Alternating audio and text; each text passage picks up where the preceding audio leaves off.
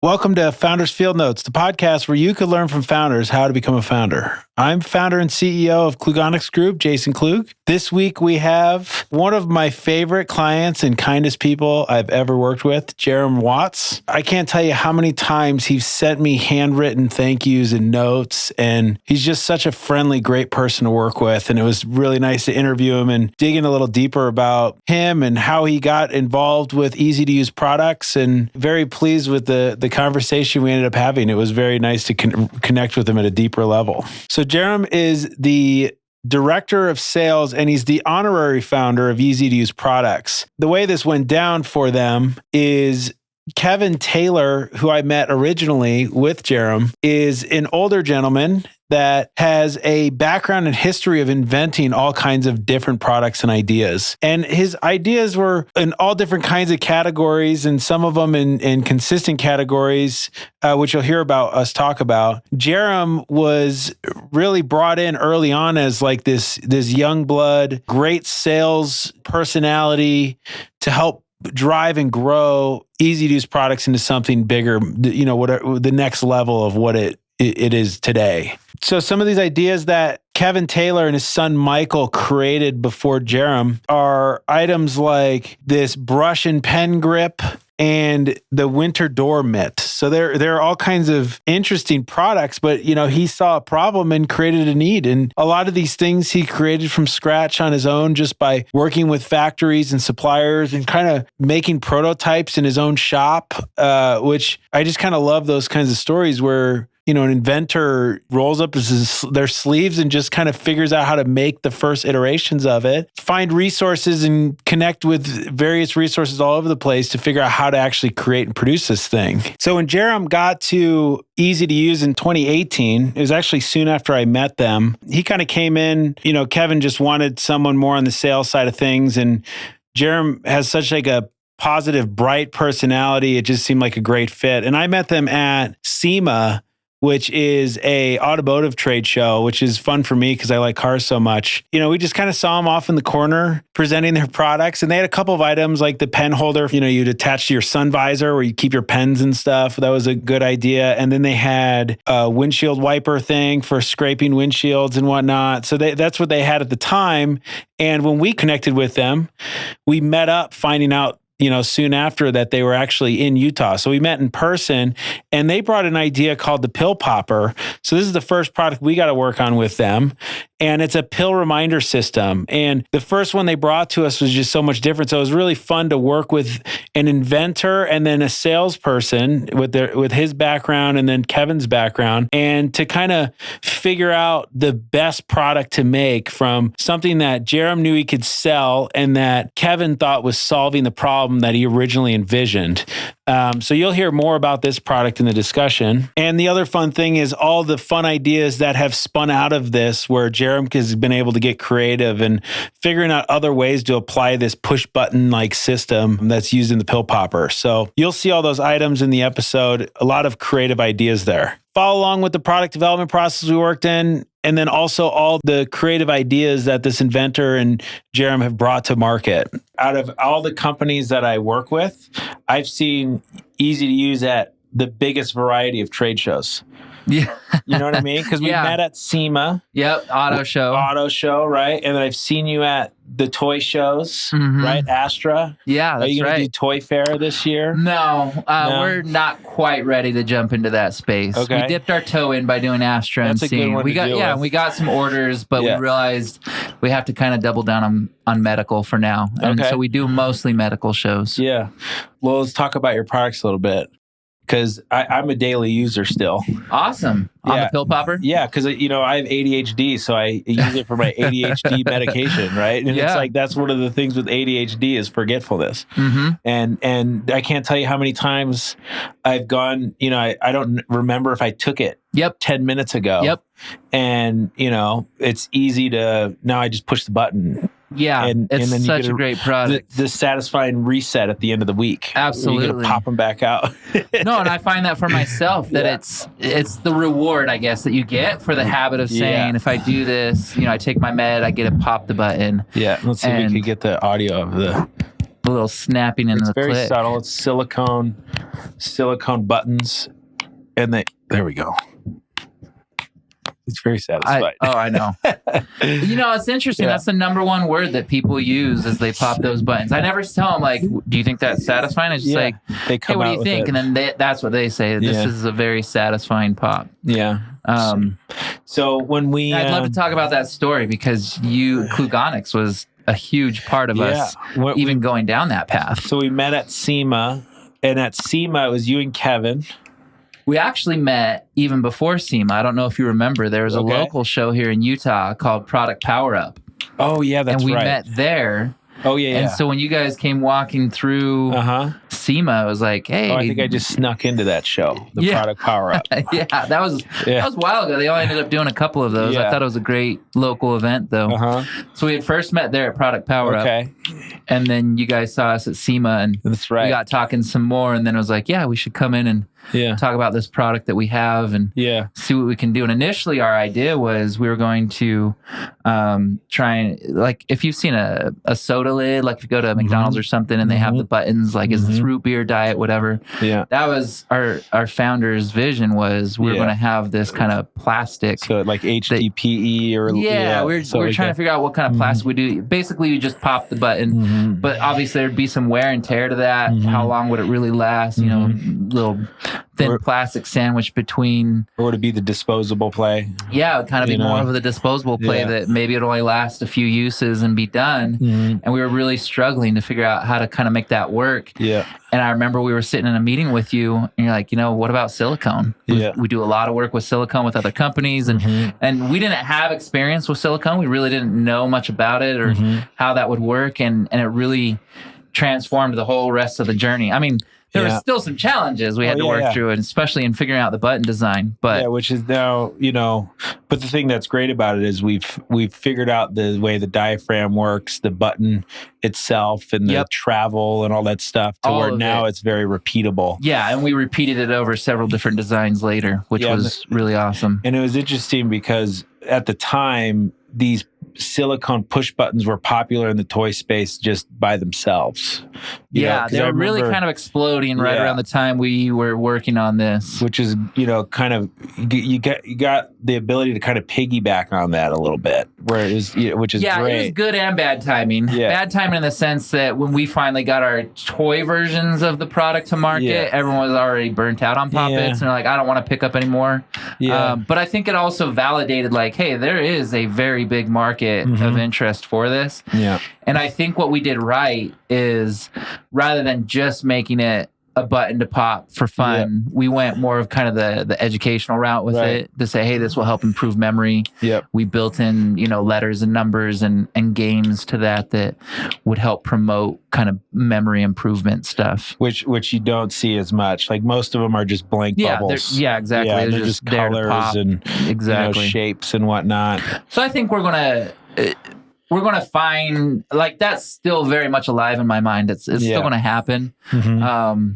Easy to use products is from 2006 from Kevin, right? So and really even longer than that, because Kevin has always been sort of an inventor and tinkerer, and so he made some products that were really around 30 years ago. Wow! And then it was in 2006 that he partnered with his son Mike. And said, hey, let's do some other stuff. And then I joined the scene in 2018, so almost 5 years ago, and that's where they really wanted to commit more to their product development and in sales. In sales. You're really good at. That's what my background is. Is in sales. You move the product. That's the hope. That's the goal. Absolutely. That's one thing I always recommend to, like, the inventor type, where they have the mindset of creating and they want to be in their garage creating or whatever, is find a salesman that you like that to work with that can move it for you. Yes. And or be a salesman as the inventor. Like, you gotta grab sell the it. people out of the aisle at the trade show and say, come look at this. Versus the inventor would just kind of sit there and wait for people to come talk to them.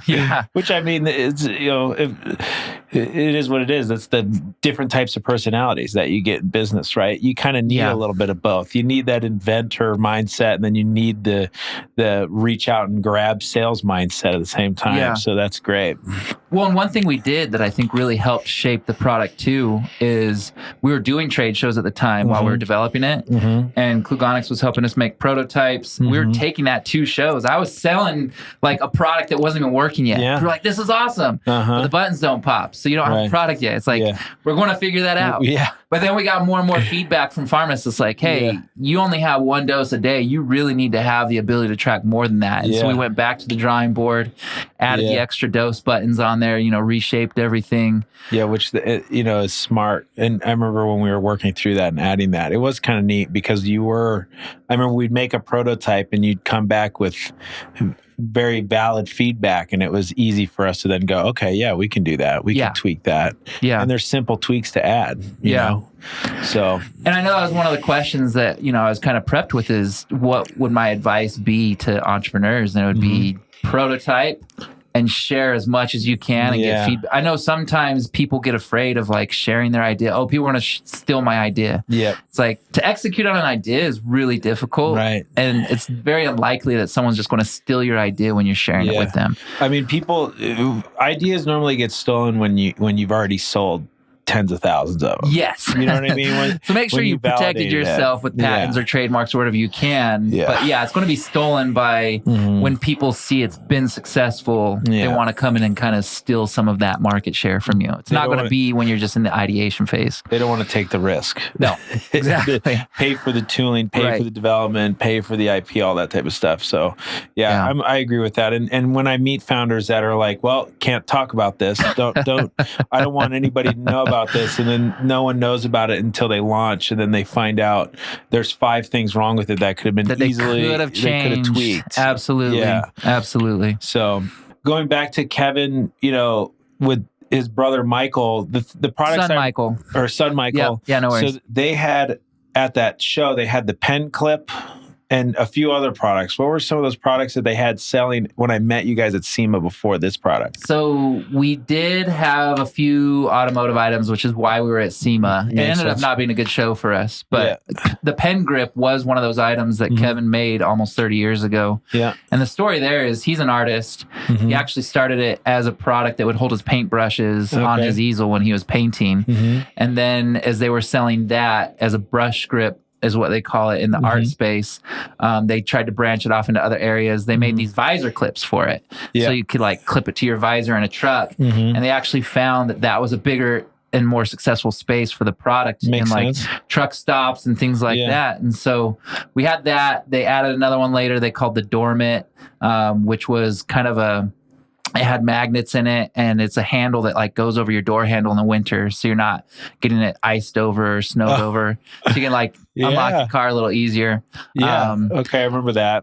So we had that item, and then I think we had a couple new ones that they had just made right before I started at the company called a console pocket and a console hammock. Okay, I remember that. And we got advice from someone that was kind of consulting with us saying, hey, I think if you make these products, I could get them into like Costco and some of these other places. And that didn't happen. I didn't really think we should have made the products. And so when I came in, it's like we had a couple of medical products, we had an art product, we had a few automotive items. And I was really trying to figure out like, who are we going to be as a company? Like we're getting pretty random and we're small. You can't jump into all these industries. And going to SEMA and not doing well from that show made me realize we've got to really focus in an area. And that's where we kind of pivoted more to the medical because that's where we're having most of the success. So a lot of our product development we've done has been more in the medical space since that time. So then that's where Pill Popper came in. So where did the idea from the Pill Popper come in then? Yeah, I'm so glad you asked because it's a really funny story. So Mike, who's the son of Kevin, and they're both co-owners in the business. This was several years ago, probably 6, 7, 8 years ago. His wife was pregnant and she was taking some prenatal vitamins. And on the prenatal vitamin bottle was this tag. It was, you can like peel it off, stick it to a sample.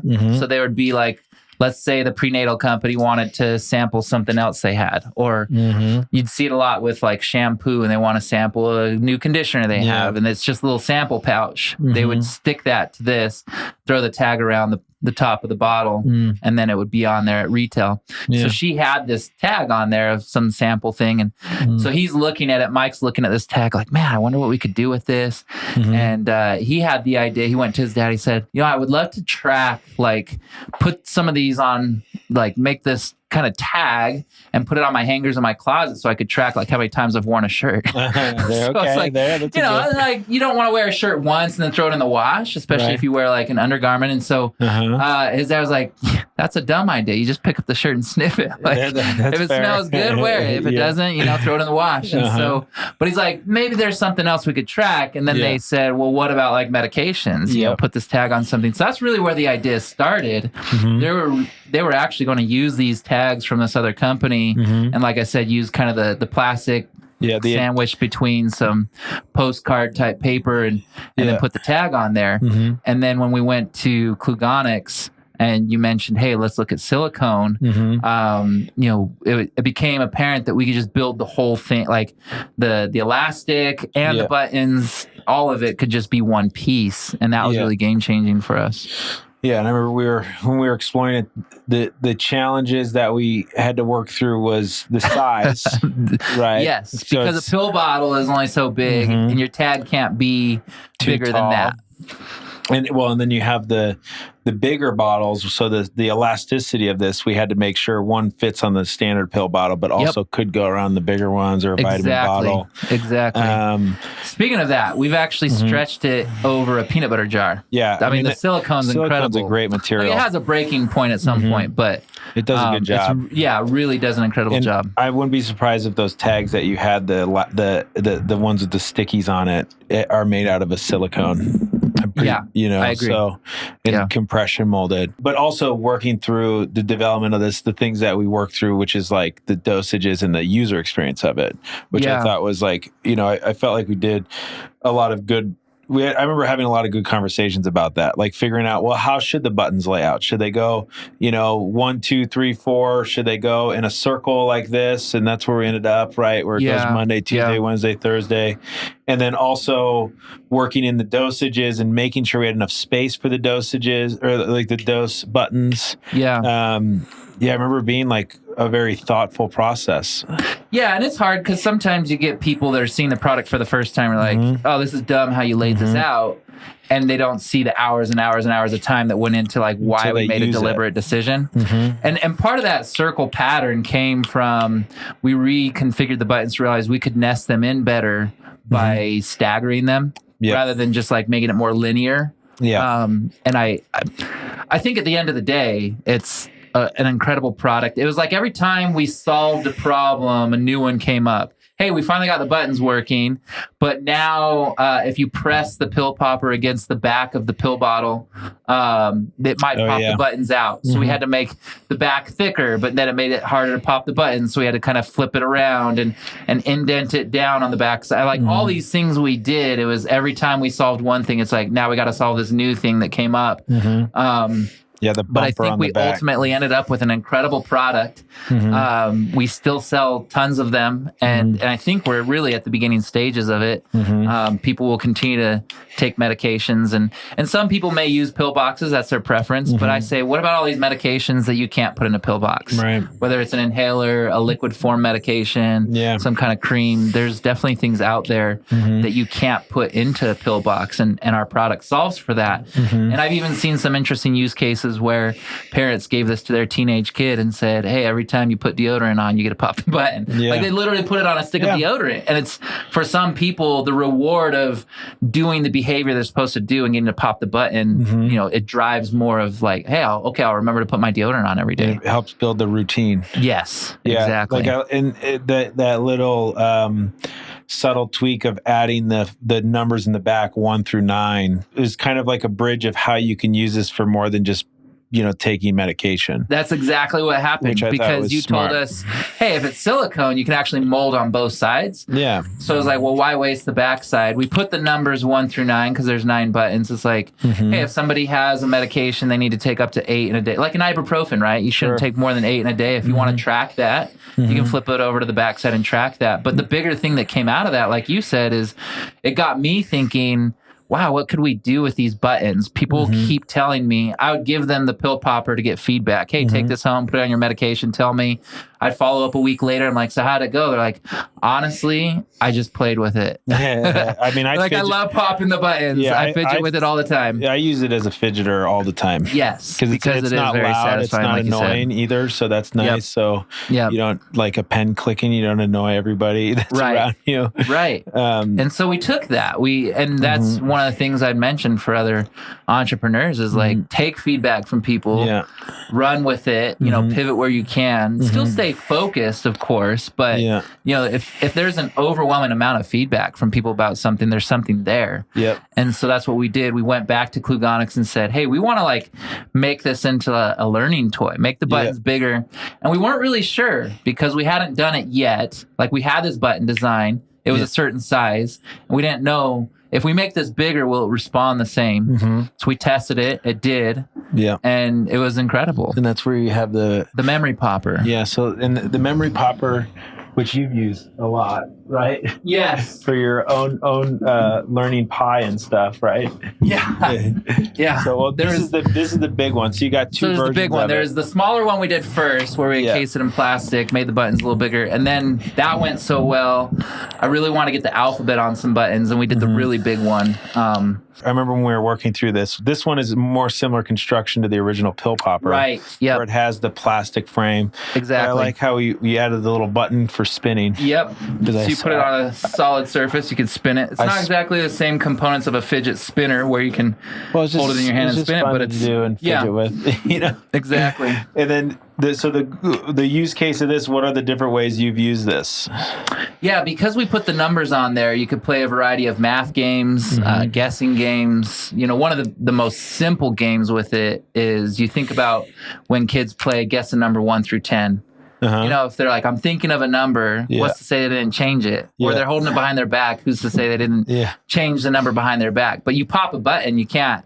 You know, it just holds someone a little more accountable. So that's on the simple end, but you can do math games. We have some other ones that I've developed called Digit Pop and Math Pop, Dot Pop. And so they're like pattern type games where people race and compete. And it was a lot of fun for me. I was testing that with a bunch of high school kids and just seeing the level of competition that got added into it. It would kind of be like if you went to a Rubik's Cube competition where people are racing to like solve it. It was that similar feeling. And you used this to memorize how many digits of pi again? Was it this one you used? Sort of, yeah. Well, so the story there is, as I was getting into this space and thinking about what is the pill popper? Like it's not, I mean, it's in the medical space, but it's not a dressing aid. It's not a mobility aid. We were kind of doing some of those things. I was like, it's a memory aid. It helps people remember if they took their medication. And so let's go down this path of memory. And we were developing, you know, these other items. I want to make sure they reinforced memory. I had taken a course from a guy. It was a black belt in memory, he called it. And so I learned all these different techniques of how to memorize, like the presidents of the United States. You'd visualize certain things walking through your house. And it worked. I did it. I was like, this is incredible. What else could I do with this? So initially I said I want to do 10,000 digits of pi. 10,000? 10,000 is what I started at. And as I started doing that, I was like, wow, that's a lot. How about I just start with 1,000, which was still a lot. Still a lot. Yeah. And so I used this technique. It's called a memory palace. Yeah. And I built, you know, basically, it was almost like watching a movie in my head. And as I saw these images, I was just converting those images back into numbers. That's the short of it. Wow. And so I did this whole process, but using something like the memory popper was helpful for me in just reinforcing the technique I was using, just getting really familiar with numbers. So I didn't exactly use the memory popper to memorize pi, but the memory popper has games that will allow people to exercise their brain and really kind of become better at not just numbers, but just remembering names of people because the brain is very similar to a muscle. It's not a muscle, but it's like a muscle in the sense that the more you exercise it, the better it gets. You're going to have a better chance of remembering it if you write it down. Right? Yeah, writing it down is a technique. So it's like if you put in the numbers, or it's just like a physical entry where it's more likely to remember versus you just saying it in your brain. Yeah. So the more things you can do, like having the tactile with what you're doing in your brain. Right. Yeah. Then we've got this big version, which has the full alphabet on it. Yeah. And this is what you can use for names. Because you could do names. One of my favorite games with it is called Scramble Pop. And so basically what you do is you pop up or down the letters of a word that you want to make, and then you hand it to somebody and they're trying to unscramble it. So if I were to do the word, that's cool. For little kids, my son's 6, I might do the word like cat or dog, or maybe go a little bigger and do a zebra or something like that. Yeah. But for advanced people, I was playing this with my sister. She gave me a word that took me a whole day to solve. It was metaphysical. And that's the unique thing about our buttons that these other poppets that are on the market don't do, is because of the design we created, you can actually pop a button halfway. Yeah. It was kind of this accidental thing we discovered through the journey. And I think that's a really key thing for entrepreneurs to know, is you're going to discover things with your product and your company that just sort of accidentally happen. Be open to that. Especially as users, you have thousands of users giving feedback. Give you that feedback, things that you couldn't have really known on your own. Like, oh, wow, I didn't know that was a thing. And then you explore that further. So it became a very intentional thing for us because it allows you to actually use letters more than once. You intentionally pop it halfway a certain direction, and it indicates it's being used more than once. And so the latest version actually... Oh, yeah. Yep. So then we took kind of everything we were learning. We said... having the buttons encased in the plastic shell just gives a little better popping experience. Having the letters on there and not just the numbers is a really great experience. Yep. And so we made this new version that we're going to call the Memory Pal that has even more buttons, because who doesn't want more buttons? But it has the alphabet on one side, including some extra characters. On the back side, not only does it have numbers, but we put some mathematical symbols on there. Which I thought was great for... it just created that many more games, that we could do. And it was funny because you talked about Astra. We went to that toy show, and on the flight home, the guy who did the show with me, I was showing him this game that you could do with the numbers and the equations on the back. He's like, that's not that great. He's like, that's not that cool. I'm like, well, let me just give you one. So you like, basically you pop some numbers and an equation, but it's scrambled. Yeah. And I'm telling you, just got to unscramble. You just got to solve it. And so 30 minutes later, he's very stubborn. He didn't want any hints. 30 minutes later, he still hadn't solved it. And he was like, okay, I get it now. Like, this is really cool. Yeah. Because he's engaging his brain. He's really trying to figure this puzzle out more or less. Trying all different, approaches and thinking through math, and you end up running a bunch of different little mini calculations to figure it out. And so this one item here, I mean, you could have hours and hours of fun with somebody without a digital experience, right? People, I think, are getting burnout of, do we need another app on a phone, playing on my phone? Like, people get enough screen time as it is. We're really trying to create something that gets them off that. Again, as I did a lot of the memory research, experts out there talk about what's called digital dementia. It's actually really bad for our brains to spend as much time as we do in front of screens and on phones. Totally. Because we outsource our brain power to the phone. It's like, if people took the time to just try and work through math problems versus pulling out the calculator on their phone, it'd be so beneficial to them. Yeah, or looking online, I'm sure there's plenty of apps and stuff that I didn't have in college that helps you solve differential equations and stuff, right? Sure, exactly.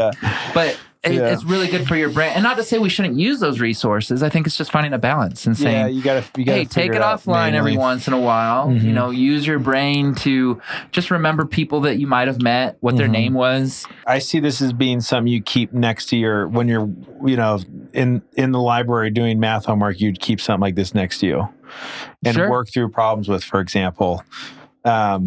It's where you just kind of popping buttons and physically entering the numbers and helping you just think through the equation.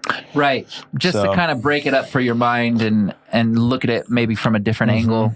And my ultimate vision for it, what I'd love to do with these products, and I think it's just going to take time to build to that, is very similar to what you see with these Rubik's Cube competitions or anything else, right? Is I want, it's going to be called Popper games. I want to put together essentially because we have all these games, I want to build like kind of competitions where people can get really good at this. People pop really fast. They're racing. They're efficient, and you ultimately crown a champion, give them a prize, and let something build from there. So basically they'd enter the answer and then hand it in, kind of thing. Is that like how? Well, yeah, and actually, because I feel like if you're putting in a number, you can plug in the specific number and hand it, and it's like that's your submission card. But it goes even bigger and beyond that. There's imagine maybe like 20 questions you're answering, and so you're not just guessing because, well, the first one might be the number 1, but the next one might be 3, and then another one might be 11, and so you're popping 1 again. Yeah. And so your ultimate answer is a combination of all these things. Yeah. And so with the spinner on the bottom, if some people were racing, to show that they're done, they drop it, they spin it. Nobody else can see their answer because it's spinning, but they show, I'm done. If you've seen like cup stacking, and they have to like be done and slap the pad. Hands, so you're putting it down, you're spinning it, you're showing I'm done.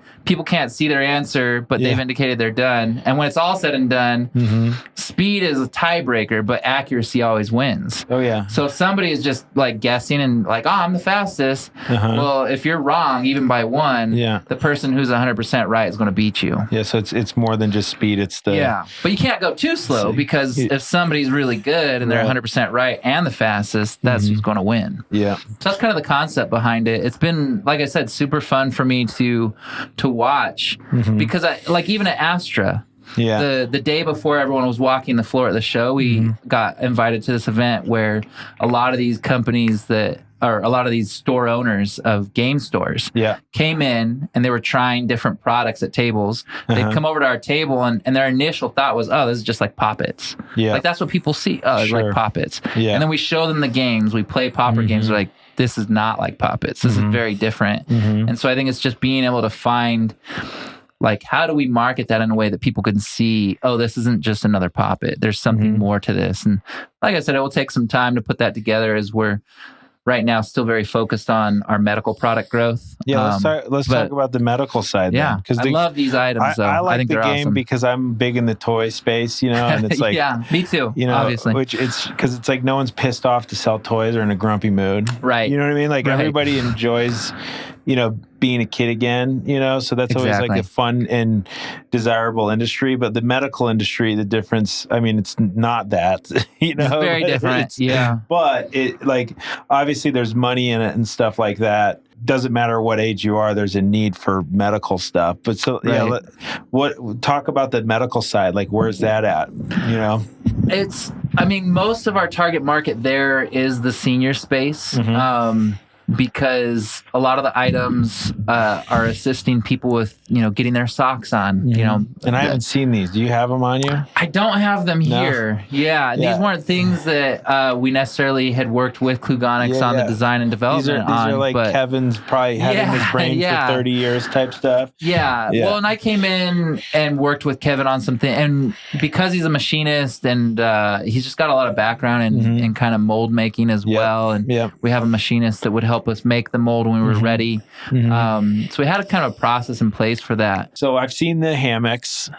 Do you sell those on like Amazon and stuff still? Kind of on pause for us because they were slow moving. And so until we really figure out that space, like I said, we've pivoted to focusing more on the medical. And so some of those items are just kind of on pause. On your website, are they in alphabetical order here? Yeah, which I tried to work. Change it. Can you change it? I could with a little bit of a workaround. If you go to like the second page, you can see, because the doormat being the D item, let's see if you go down a little more. I put winter doormat just to get it pushed to the very end. Well, is this Shopify? It's WooCommerce actually. So the way the guy built our site, So we don't do a lot right now currently through our site. Okay. So things are just sort of up there. Yeah, mostly I'd say Amazon. Our biggest, is mostly Amazon and then some distributors in the medical space. So, I've seen. Obviously there's the pill popper and stuff like that. But let's see the sock thing though. I've even seen like this on like TikTok.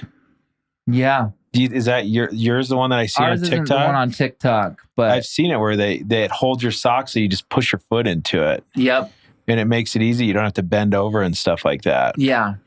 And, the nice thing about, especially these new ones that we did called the Reach Right, this is a new item that we just launched. It'll also help people put on compression socks. Oh, which I'm wearing right now. I used this product this morning to put it on. They're not, if you've ever tried to put a compression sock on, they're not very easy. Especially when I fly and they're hard, you're in a tiny little plane seat and you have to squeeze them on. So, not that I'm going to bring that thing with me flying. No, not that you do that, but you'd put them on before you go on a flight, probably. Right. Yeah. But we've made the product so that it's not just about senior people being able to use it, but it could be even younger people, like post knee surgery, post back surgery, hip surgery, or any of those things, or even pregnancy, right? You look at third term. A lot of pregnancies, they just get to a point where it's very difficult to reach down to the toes and get dressed. And so we're trying to address those problems for people. But I would say if I had to tell you who is the main persona within our target market for these items, it is a senior, probably 60 to 65 years old. And so it's, it's not as exciting sometimes to me as the toy side of things, which is where I would love to be focusing on, but it's also our bread and butter to our company right now. Yeah. So, and they move. They do. They move. And I think as an entrepreneur, you always have to look at, where am I gaining the most success, and build on that. And then from there, you could say, hey, what are some new things I can explore? But you have to give yourself a foundation. Right. You can't just keep chasing different things and not having, you've got to eat, right? Yeah. And so making sure that you find that success and then build on the success. So you have the sock horse, the sock otter, the Reach Right compression sock tool. What's the story behind the names and the differences between them? Yeah, so it originally started with the sock horse was one of the products that Kevin made, one of the first products he made for the company. And this was over 10 years ago. He had a back fusion himself and needed to figure out how he could get his socks on. Yeah. And we've actually just recently upgraded this product. I took it down last night, the old images. Looking at reviews on Amazon of what people were saying, we solved that with the newer version. People would say, oh, it's too big or it's too small. So we built in the ability for people to pick the size that works for them. So you get three sizes. You have the adjustable wings. Yeah, you can, with the grooves that are on there, you just slide the wing into the slot that you want. Very cool. On the old model, it was a fixed size. And so, like I said, it was either too small or too big for some people. So we, and then other people said, it's not a long enough handle. And so if you actually go back, there's a product down at the bottom left called the Sock Ox.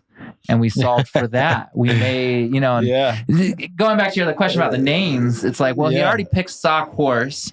And so it's like, well, sock ox rhymes with socks. You have this animal thing going. Right. So that's, we sort of just went with that, that's right? Fair. And, I look at it like, if you're a farmer, you've got either a horse or an ox that's going to help you plow your field. Like they're going to do work for you, right? That's what these products do. They're going to go to work for you, help you get dressed. So that's sort of the naming convention there.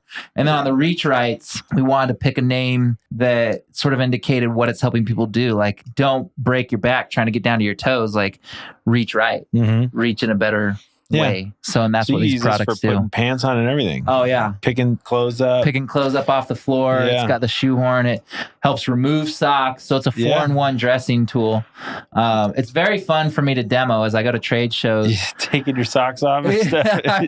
I'm sitting there putting socks on, taking them off, and showing people that, and what I'll do is I'll even put a big knee brace on my knee and say, look, standing up, not bending my knee or my hip, I'll get my socks on, I'll get dressed, I'll do all this stuff. And it's pretty impressive demo for people. We actually did this last October at a medical show, and they're like a Fortune 5 company, one of the biggest companies in the U.S., big distributor for medical products, was like, we love it. Yeah. And so now we're in contract negotiation with them to distribute the product. So what percentage of this is retail versus Amazon right now? I would say we're still maybe 70, 80% Amazon. Okay. But we're trying to shift. I don't want to be so heavy in just Amazon because it's better to diversify. Yeah. And so we're actually in talks with Walgreens, CVS, Walmart, some really big players. And those things just take time. They take time. Take time. You have to be patient with it. But they can play big for you. Like they'll pay off big if you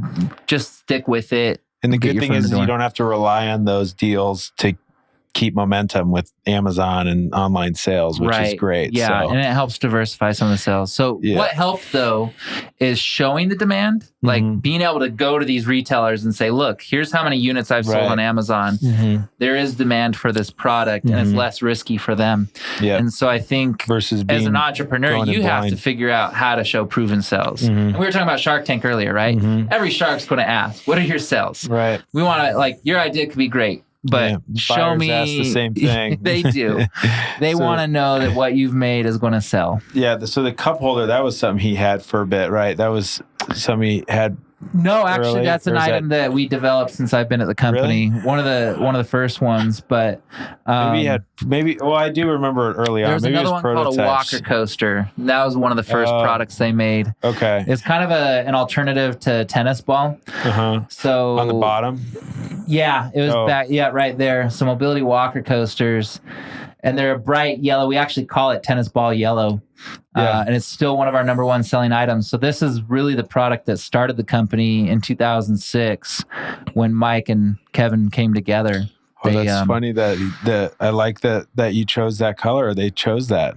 It was intentional because one of the reasons why people put a tennis ball in their walker is for the visibility of it. This bright color, if people have poor visibility, they want to see, where they're stepping in that. It's almost like guideposts for them, right? Of like, they could see these bright yellow or make sure they're stepping between the two. Exactly. I never thought about that. So that's interesting. We later came out with it's not on our website, but we tested it on Amazon just based on feedback again. Like, read reviews. That's what I would tell people.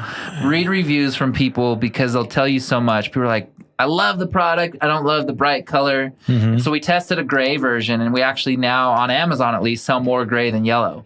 People just want a little more of discreet look. Sure. Not like shouting at them saying, oh, look, I have this bright tennis ball looking thing on my walker.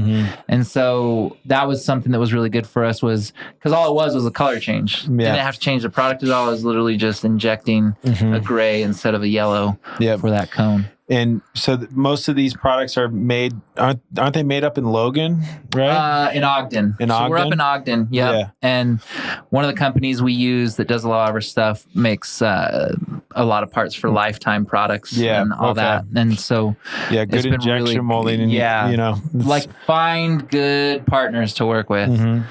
So then that's critical to your business. Where are you getting the aluminum tubes and stuff like that? Or on the other ones? Well, we don't make the walkers. Everything we make is actually out of plastic. Okay. And then, so on that page with the pill kit, on the other page. Yeah, that's a new item for us. That looks new. Top right, pill popper go. So I got to get you one of these. This would be really good for when you travel, because I know you travel. Yeah. So I try and make products that solve a real need, not only for people in general, but like problems for myself even, because when I travel, I was literally taking medication that I had and putting it in a Ziploc bag. As I ask more people, I'm like realizing, hey, a lot of people do this. They just throw it in a Ziploc bag. And then you have the problem of, like, you're mixing all your meds. You still don't know if you took one or not. They kind of get messy in a Ziploc bag. And so we took this idea with the pill popper of being able to track your medication and said, what if we didn't just make a pill box, but a pill box with a tracking component? And that's really kind of the uniqueness of our product, is there's tons of pill boxes out there, but very few of them, at least that I've seen, have this tracking component built into it. So that was where we innovated, is we put basically the pill popper where you could track days and doses and put it in this kind of tracking plate in the lid. And so that's a product I use myself every time I travel now. And we've just launched it. It's, and it's kind of going slow, but I think, like you said, with the skateboarding analogy, is if you really believe in your product and you're willing to push through the failures and learn, you're just going to keep going down the path and break through that. Yeah. And we've seen that with a lot of our products. They kind of start slow, and you believe in them, you keep pushing, and after so many months or years or however long it takes for a variety of them, you push through, and then they just keep selling. They get to a point where it's just like self-sustained. And you also just don't know, and you know, until you have the right types of conversations either, right? Yeah. Like, have you done a trade show with this one yet, or? Yeah, so we've gotten interest at medical shows with it. We also tested a promotional show last year because we can custom print on the outer lid. And we did have some interest from some of these companies that work with hospitals, which we knew kind of going into that's the space we were trying to target. And so those are all areas that we're excited to explore with this. It was really cool. We did a couple of international shows. We went to Germany and did a show called Medica, and then we did one in Dubai called Arab Health. How was that? Really amazing experiences. Long flight. Very long flights, but we were able to stamp a design on the lids of the cities that we were in and give them out at the show, and people loved it, you know, because obviously people there at the show had traveled to get there. They're people who travel.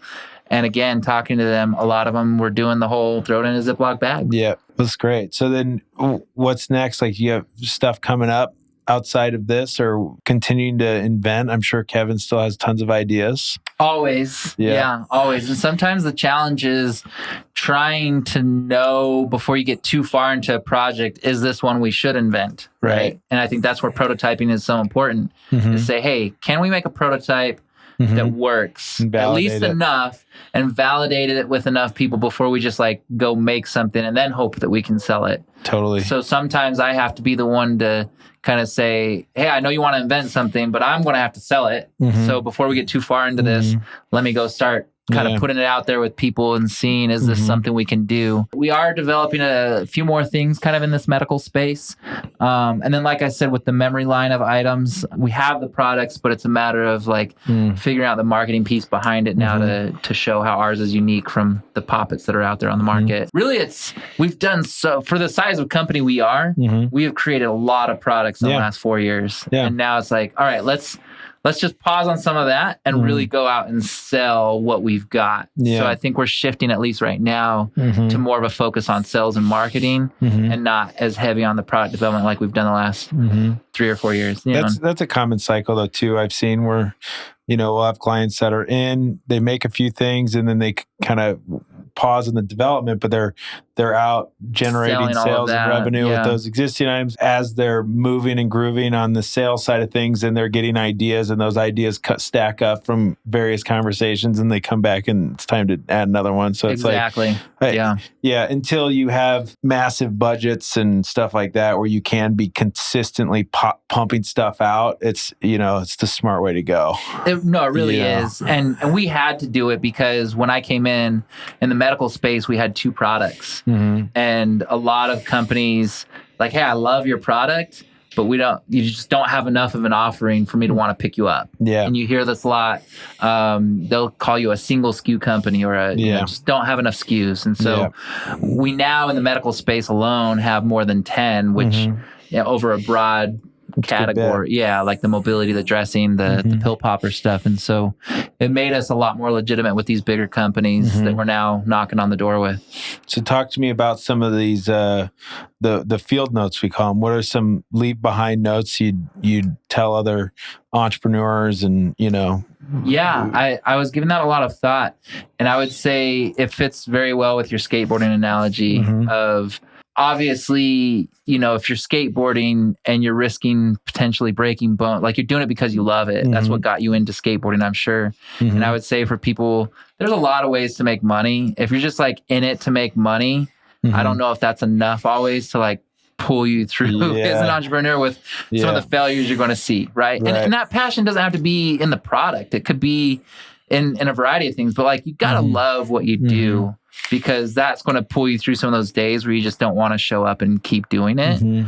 Yeah, some things don't hit right away. You have to... but there's going to be a lot of failure. They could all of a sudden hit, and it might take a grind till you find it, the right channel for it to hit in. Right. So... And I think people look at failure maybe in a negative way. Like, I don't want to fail. But I think if you can be okay with failure, if you can... almost in a way embrace it and just say, what can I learn from this failure to help me pivot and do better the next time? You just keep iterating, keep putting out in front of people what you've got. You'll get there. I really believe that. And so those would be some of my field notes is have some passion and energy in what you're doing to kind of get you through, because you'll face failure and rejection, and then just stick with it and say, all right, it hurts. This has been hard, but I think sometimes people are a lot closer to breaking through than they realize. It's that meme, if you've seen it, where the guy's digging, he's got his pickaxe, and he's just like one strike away from cracking the diamond. And that's true. Just, you got to keep digging, got to stick with it. But also knowing when to stop is important too, resource-wise. Like on some items, it's like, and it's always hard. And, like I did it with my dish rack at Dry, where it's like, okay, we need to stop this item and then, rework it with all the stuff we've learned from this item. And it was like a hard decision to go, okay, let's we're going to stop selling this for now. Wow. But do you still make one? Just revise from what it was? We're reworking a whole new one. So we've taken everything we learned from the first one that made that first one hard, and the issues we learned from it, basically ground up, redeveloped it, with all of that information, and then we'll relaunch it in the future. But, that's like, if we didn't do that, then we would be like, it would just be harder and harder to keep running that SKU successfully. You know what I mean? Right. Versus, well, what if we put that same effort into making something that's better, where we've learned all of this input and make these tweaks and these pivots? Let's invest in that right now for that SKU and just remove that SKU. For now. And that's something I was telling our owners about, though, Ryan. And I don't have a ton of knowledge about the ins and outs, but just as an outsider looking in, you started with this material and you said we could do this as like a floor mat in a bathroom. But then as that was successful, you said, what else could we do with it? And that's what we did with our buttons. It's like, we started with this button that worked for tracking medication. But then you ask the question, what else can we do with this? We have something unique here. And I think that's another field note I'd say for entrepreneurs is, if you can kind of identify what your secret sauce is, and it's not always a product. Sometimes it's a process that you have internally. Or a button. How do you repeat it? Or a button. Exactly. And so pivoting, we've said that word so many times in this episode, is I think being able to know how to pivot, take information, go in the right direction. And that's what we did when, you mentioned we met at SEMA. It's like, when you know that something's not working, you got to just kind of cut that tie and say, automotive is not where we're going to focus. We're going to pivot back and double down on our medical stuff for now. And so that was big for us, right? It's like, it's fine to explore things as a company, but you got to tell yourself at some point, like, we just don't have the bandwidth and the resource to do all these different things we could potentially do.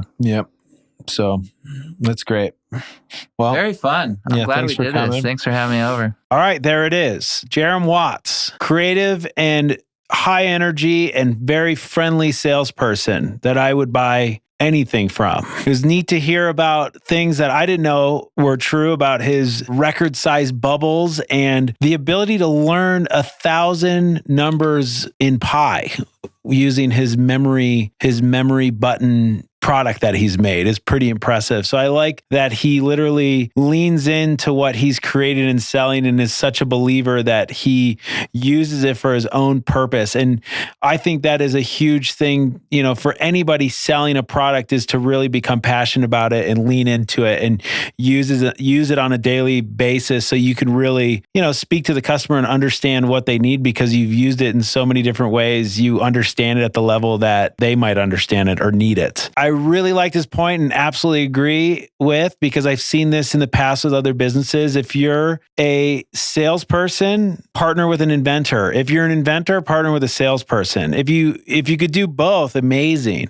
But not everybody can do both. So I think the time that Kevin found Jarom and partnered up with him was probably a pivotal part of their business. And if, it could go vice versa. If you're great at sales, but you don't have a product to sell, and you find an inventor that has a great idea and a product, that's probably perfect relationship for you to sync up and become co-founders and figure out, how to build that business together. So great point, and absolutely agree with it. And I've seen past inventors that don't have the sales resource, and it's much harder for them to get their business up and running. And a lot of times I've seen those businesses either struggle to get off the ground and not get off the ground at all. So if you are an inventor out there and you have a great idea, maybe that's what you should be looking for in a partner or someone to collaborate with, someone that can move that product for you. So something I also agree with, prototyping and testing a product is crucial, but like Jarom, I like to share it with as many people as I can and get feedback as much as you can. It's really hard to steal someone's idea. It's just as hard to start a fresh business, so it's not likely that someone's going to steal your idea unless you're going and pitching some big corporation that has the resources to like go and just make it happen. But that's not as common as you might think. But if you're pitching friends and family and coworkers and stuff on an idea and you're showing them a prototype, the amount that you learn from, putting that in their hands and letting them use that and then accepting and welcoming that feedback is just massive. You'll learn a lot of things about that idea that you can solve up front versus finding out later after tens of thousands of units is sold what you could have done differently to make it even better. Better to do that up front with a prototype than it is later with a production version of the product. I also like this positive way of looking at things is allowing those happy accidents. You never know what you're going to get out of it. I'm not even going to tell it, but Eric Anders Langs, he'll say it much better than I have. I'm sure if you Google it, it's about an old farmer. I think it was a Chinese farmer that like lost his horses or something and it disappeared. And, he wasn't that upset about it when everybody asked like, oh no, you lost your horse. And he's like, yeah, maybe. And the next day the horse came back and it brought another horse back with him. Google that. I'm not going to say it as well as he does, but it's a good point. It's like happy accidents. Like maybe it's not the end of the world if something bad happens or an accident happens, and figure out how to make the best out of it. So I appreciate that mindset, and it definitely can help keep you motivated and looking forward and finding the best in things. Another great point, which I also agree, if you're in it for just making the money, the hard parts of growing a business, they're going to be much harder to get through. You have to enjoy what you're doing at the same time. I mean, this is true too. Like if I was in it just for the money, the first 6 years of my business from 2014 to 2020 even, if I didn't love creating product with people, it would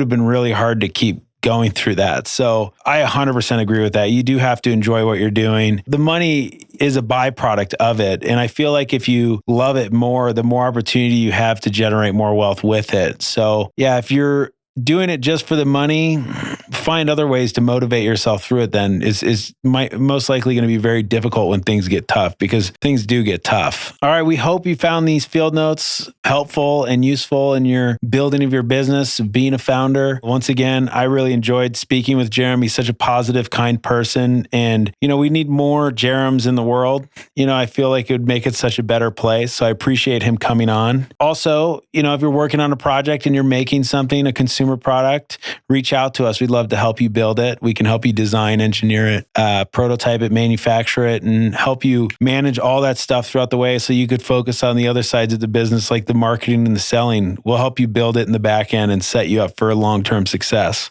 So thanks again for listening. Check out all of our social media platforms, LinkedIn, Instagram, Facebook, and our website, Klugonyx.com. See you next week.